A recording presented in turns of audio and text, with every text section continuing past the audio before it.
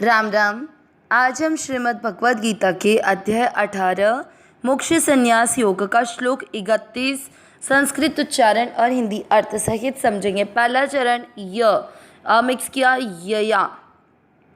ध म के ऊपर जो आधा र है उसको ध के साथ करेंगे। धर्म मी मिक्स करेंगे। धर्म म मी मिक्स किया। म के ऊपर जो आधा है उसको ध के साथ करना। धर्म म भी पूरा है, लास्ट वाला भी। शब्द पुराने के बाद म पे अनुस्वार आधा म धर्मम। च में मिक्स करना च। पहला चरण रिपीट। यया धर्मम धर्मम च। दूसरा चरण का। य के ऊपर आधा रहा, का के साथ कार। य में मिक्स करना है कार्य। शब्द पुराने के बाद य पे अनुस्वार आधा म कार्यम। चा का। य के ऊपर आधा रहा, का के साथ चाकार। य में मिक्स करना चाकार्य। मी व में मिक्स करना मी व। च में मिक्स करना च। दूसरा चरण रिपीट। कार्यम चाकार्यमेव च। पहला और दूसरा चरण साथ में। यया धर्मम धर्मम च कार्यम चाकार्यमेव च।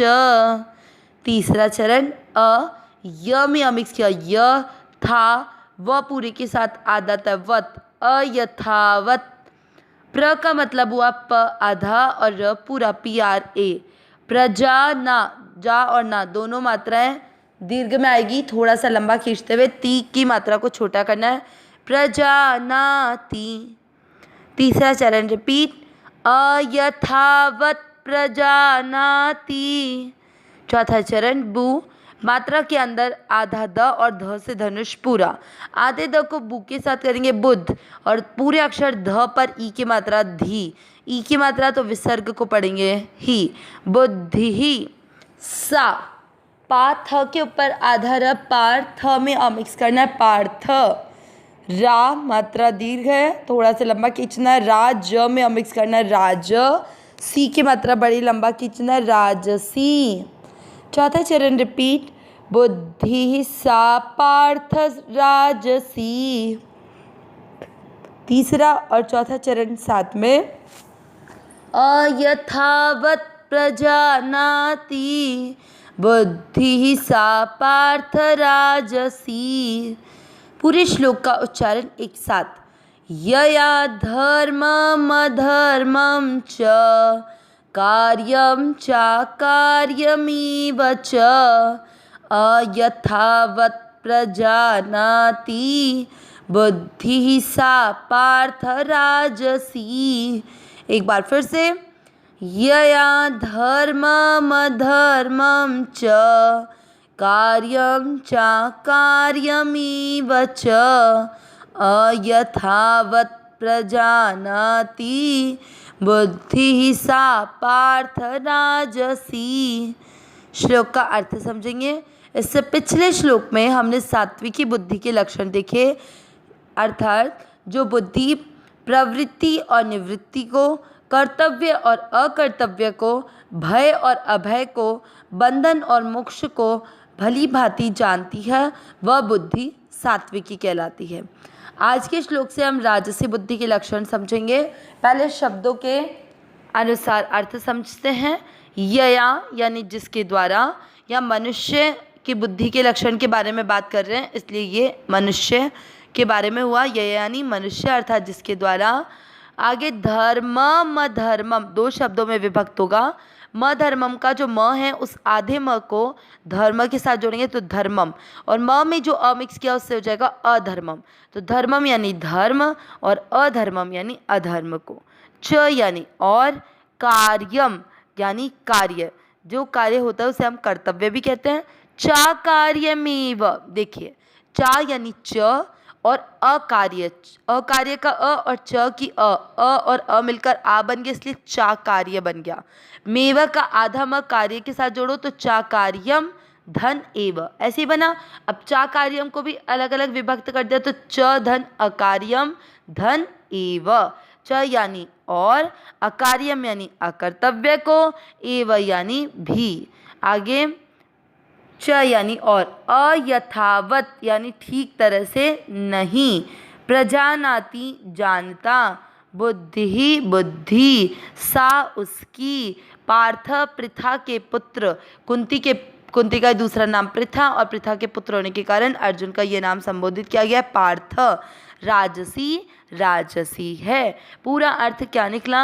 ही पार्थ, मनुष्य जिसके द्वारा धर्म और अधर्म को, कर्तव्य और अकर्तव्य को भी ठीक तरह से नहीं जानता है, वह बुद्धि राजसी है। तो जिसमें धर्म और अधर्म को, कर्तव्य अकर्तव्य को भली भांति जान रहा था, वो बुद्धि सात्विक की थी, और जिसमें नहीं जानता वह बुद्धि राजसी है। अब धर्म और अधर्म, वैसे हम पिछले श्लोक में 30 में भी ये बता चुके हैं कि क्या हमारे लिए धर्म है, क्या हमारे लिए अधर्म है, क्या हमारे लिए कर्तव्य और क्या हमारे लिए अकर्तव्य। फिर भी हम इस श्लोक को थोड़ा सा और अच्छे से समझ लेते हैं। धर्म क्या होता है कि शास्त्रों में जो कुछ भी विधान किया गया, जो भी नियत किया गया है हमारे वर्ण आश्रम परिस्थिति के अनुसार, उसको धर्म कहते हैं।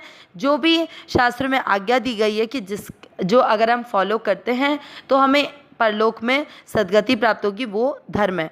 और शास्त्रों में जिस बात का निषेध किया गया है, जिस कार्य करने को मना किया गया है जिससे परलोक में दुर्गति होती है, वो सब अधर्म के अंतर्गत आएगा।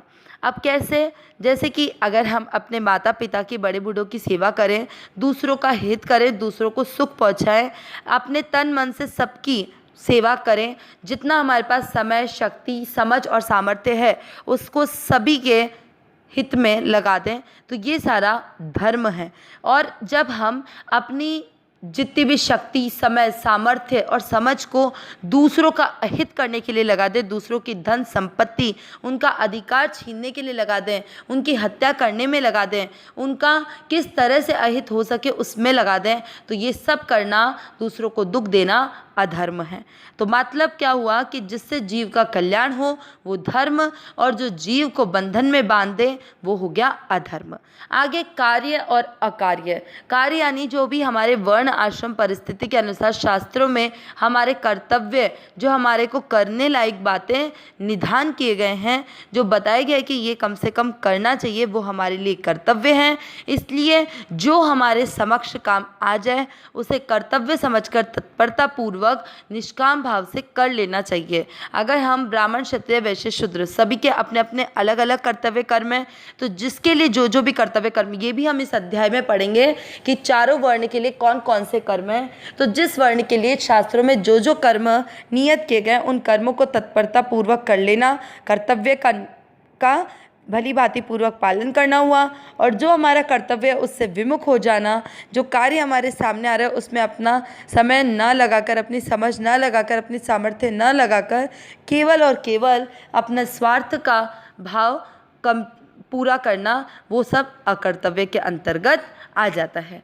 तो इसलिए ये जो भी बातें हैं ये केवल आपको इधर संसार के बंधन में बांधने वाली हैं। इसलिए राजसी बुद्धि का त्याग करके हमें सात्विक की बुद्धि को अपनाना है, जिससे कि हम अपने धर्म और अधर्म को, और जो करना है और जो नहीं करना है उसको भली भांति जान लें। क्योंकि सात्विक बुद्धि में ही हम जान सकते हैं। जब हम ये नहीं जानते कि ये हमें करना चाहिए, ये हमारे लिए धर्म है, तो वो बुद्धि राजसी है। अविनाशी सहज सुख राशि ही नाथ, ही मेरे नाथ, मैं आपकी शरण में हूँ, आप कृपा करें मैं आपको भूलूं नहीं। नारायण नारायण नारायण नारायण।